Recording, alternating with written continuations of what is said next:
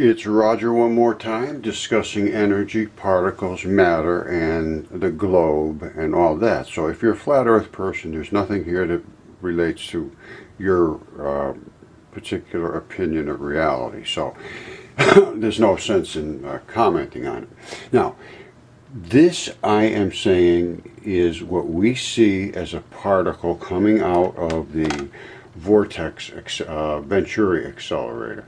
Now let me show a little more in depth, but what I'm going to try to explain today is the difference between potential energy and what we call kinetic energy, actually energy as it is expended, and all it is impact. That is all the energy is. How hard something hits something. It's like throwing a ball against a wall. The harder you hit it, the more energy. Case closed. End of story. Hopefully you've seen the other videos about the ether and so forth, because this explains the actual calculations that we're going to be able to make to determine how much energy a particle actually has. But you have to know a lot before you get to be able to start to understand the different components of the equations that I'm going to present. So these are the particles that I just showed you, that little green particle there, and the source of these particles are the accelerator, a Venturi accelerator, a laser light hitting it, and then they spin off into high-speed chaos, and then they settle for a couple of waves, and then they go back into a different form, which is the regular discs that I show. Alright, this is a fabulous shot showing the interplay and step down of energy. Now, over here is the light coming out of the restriction, which is the Venturi accelerator. What that restriction does is it forces the light to compress and compact and accelerate. It has absolutely no option whatsoever. And then it goes into this chaotic white. As it comes out, it's still a little bit blurry, and then it seems to settle for two waves. I've seen this a few times, and we've picked up these particles, and then it falls into a pattern of the disks, which I will show you in the rainbow patterns. But that's what we see. Alright, now as you can obviously see, this is light being accelerated and atomized. It is apparently a liquid, and as it passes through the ether, it polarizes the ether, and this is such an explosion that it is polarizing backwards in a ball. Normally they come forward and create these polarizing waves. This is such an intense impact that it is polarizing everything, creating reverse shock waves of polarization.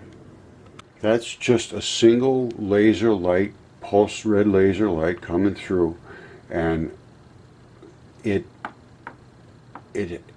highlights, and the light apparently shining from the particles that it's interacting with illuminates the ether that we see here. And you can see there is no restriction to that wave. It's just a nice little happy wave. And that nice little happy wave, after it went through the accelerator over here, turned into this chaos, and then the brighter started to step down until you get into your reds, and you can see they're crossing each other's path and interacting as particles. And when Rod did some of this stuff, he told me to actually hear the light sizzle when at certain places where, I mean, he was very, very talented at doing this. Believe me, I have the same setup here, and I'll probably show you that later. It's very simple, but you have to. He really put his heart into it, and the pictures he presented with me, there's no way I could ever do any better. So these are the ones I'm going to present to you. But these are the pictures Rod took. These are not the ones I took. I don't have the patience for this, and he was prolific at. He was just very, very dedicated to doing this. He was looking for something other than what I was looking for. But very dedicated, very good. All right, I've showed this many, many, many times, but these are the spinning discs They come out this way. It's a right-hand rule. They spin this way, so they're spinning this way. Now, as they come out, they polarize the ether. And that's why you see all these little dots. Those are the polarized particles of the ether, plus minus, plus minus, plus minus, wrapped around the particle spinning through space. You can see different densities, different colors. That indicates different frequencies and different power. This one here, that one there is the one that is the real powerful one coming out through here. This one is accelerated higher than all the rest of them that are in this region, and it is going to impact with one of these, and which will affect it and slow it down because apparently it's interacting with the magnetic field. I showed you that high-powered little particle that was coming through, that white little blip. Well, here it is right here. And when you can see these little stripes coming off it and the architecture of it, it is now impacting with this disk here.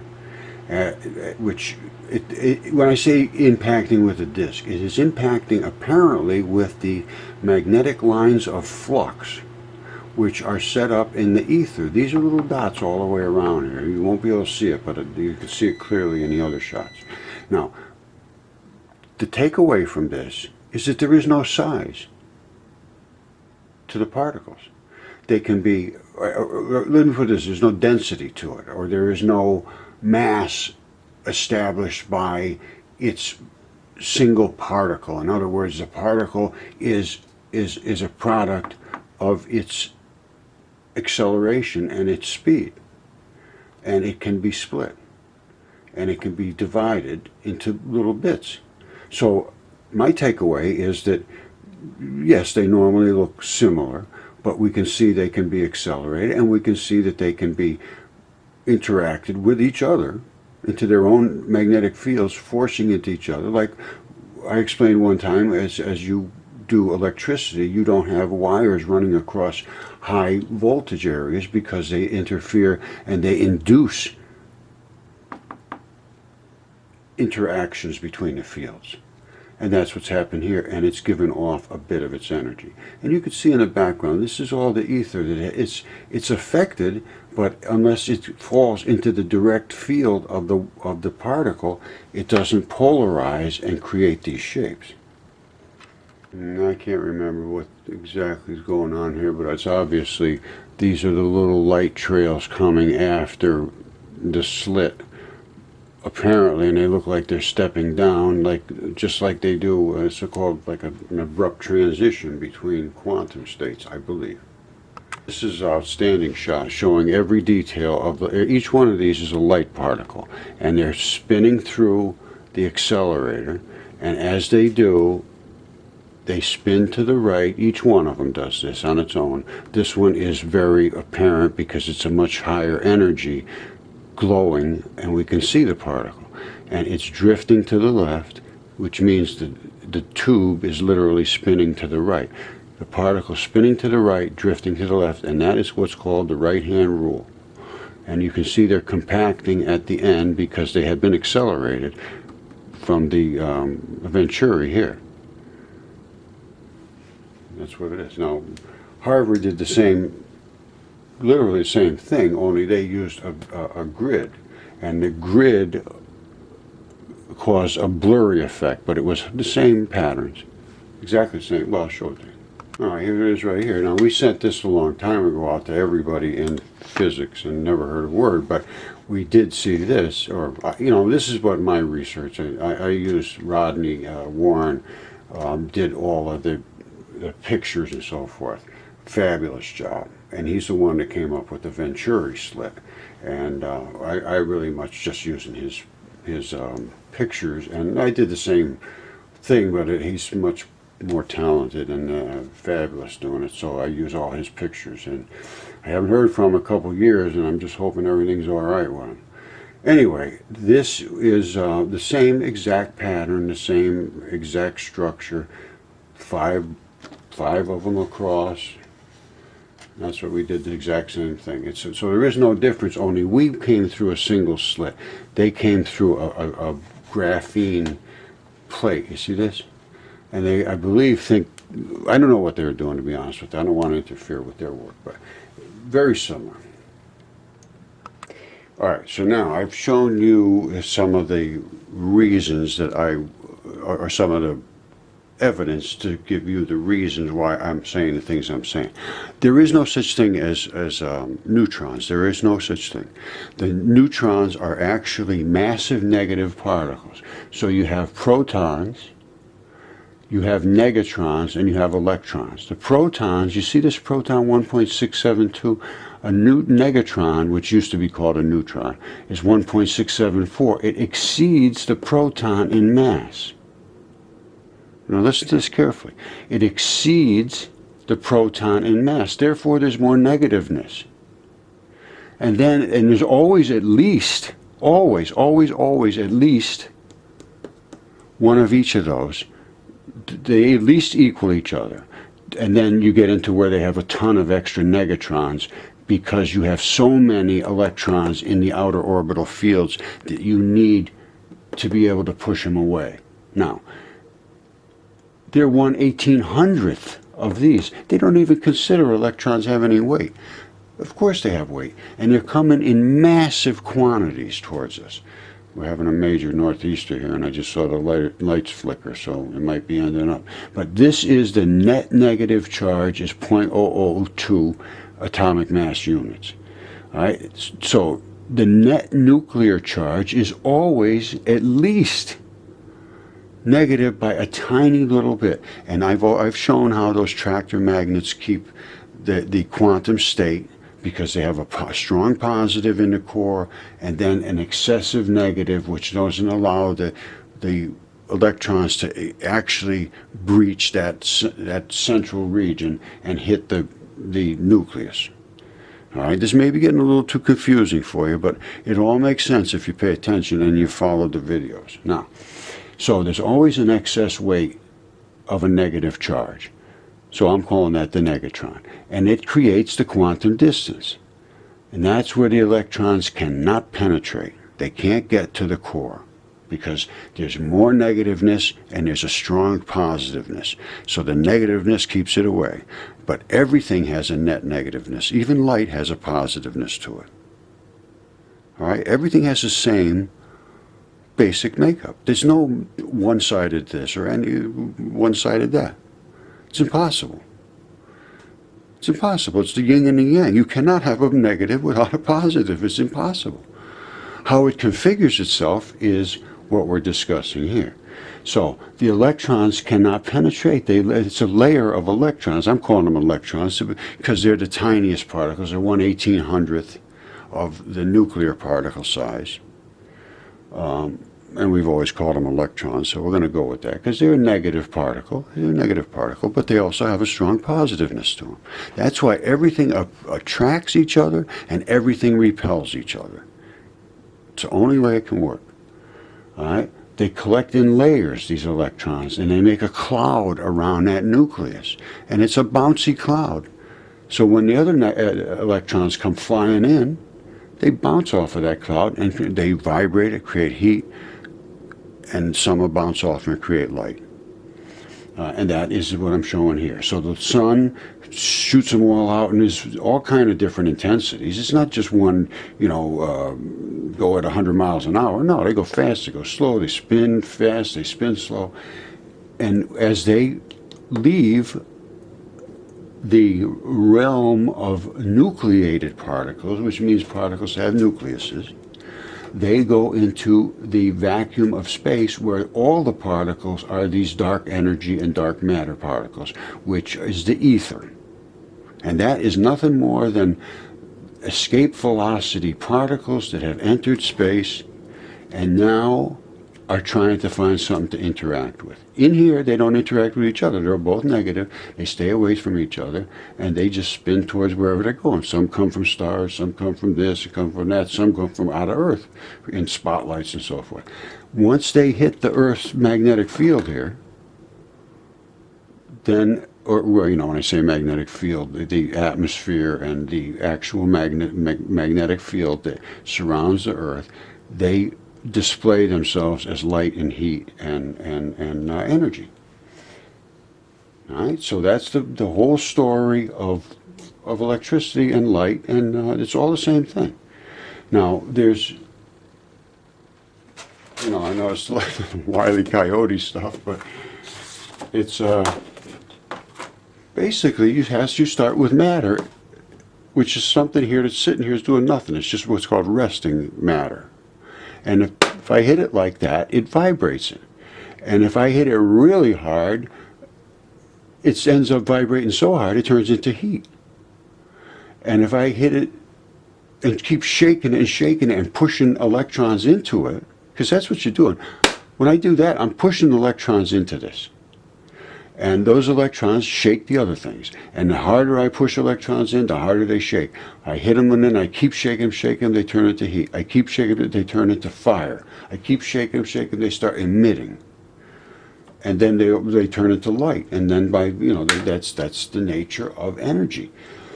Excuse me. Flu is just about done. Now, so this is just energy, and I got a lot of little things I'm showing off in here, but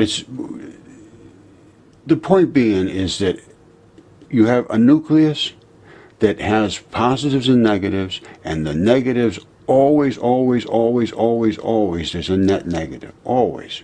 So any negatives trying to get in here say, no, you got to stay away. So how far do I stay away? You're going to have to stay there, and you too. And then the rest of you pile up around these guys, and then the more negatives you get in here, the more mass you build in here, the more it pulls and the more it pushes. It's just the way it works. And as you start filling these up, they start throwing in all kinds of negatrons. So you have a ton more big negatives in here, which allows you to have a big negative cloud.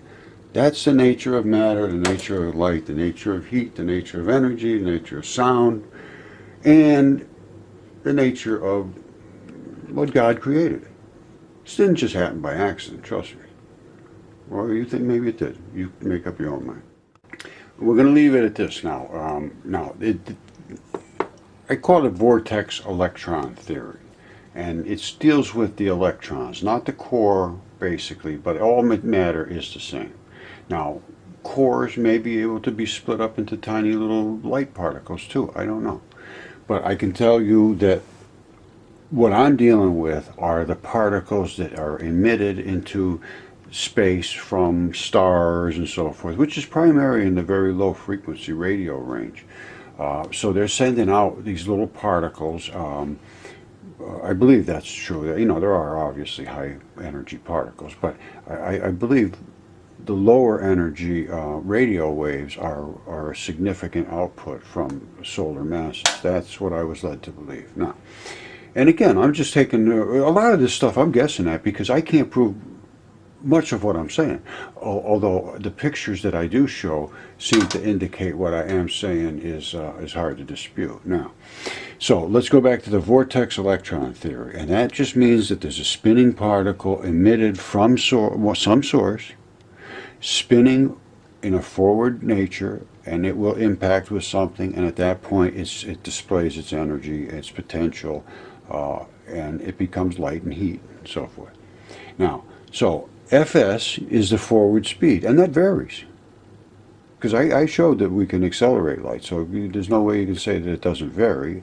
Albert Einstein was completely wrong about that. And Hubble, as a result, was wrong about the redshift. The particles of light coming are being magnetically attracted to their source, so that is the source of elongation, not that their source has moved away from them. That was strictly there to satisfy Einstein, another terrible mistake. So Hubble was wrong as well as a result of Einstein's, the absolute requirement that light does not change speed. Now, so you have the forward speed varies.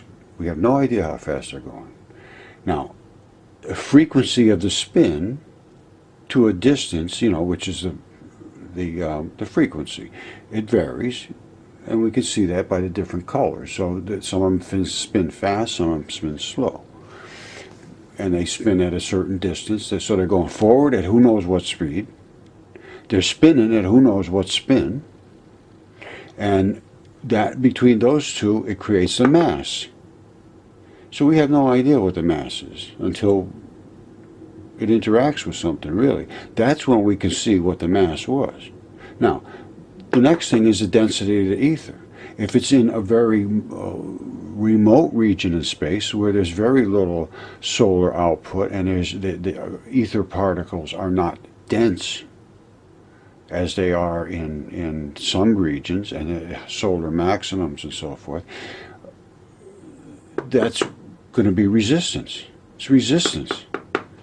Resistance to the light. It says, hey, I got a lot of ether here. As you come by me, you're polarizing me, which I am going to eat up a little bit of your power, just to set me up in a polar nature. So that's resistance. And the resistance, same thing in a wire. It's identical. Light inside of a wire is the same as a laser light going through air. Identical. And the only difference is that you see the laser light in the air lit up and shown in my pictures of the of all the little dots on those circles. Those are the lit up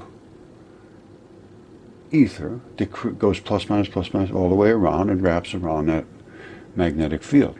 So that's another thing we have to take into account. Where are we? Where is that light penetrating? And well, obviously, water it slows it down and bends it and does all kinds of things. So we got a lot of things to consider here. And then, the mass and the speed and the spin and the angular momentum ends up being the most simple equation. Einstein was very close. The energy is nothing more than the mass. All right? However, there's potential energy, which is the mass that's just sitting there. But then that particular mass can be extremely more powerful than its resting mass when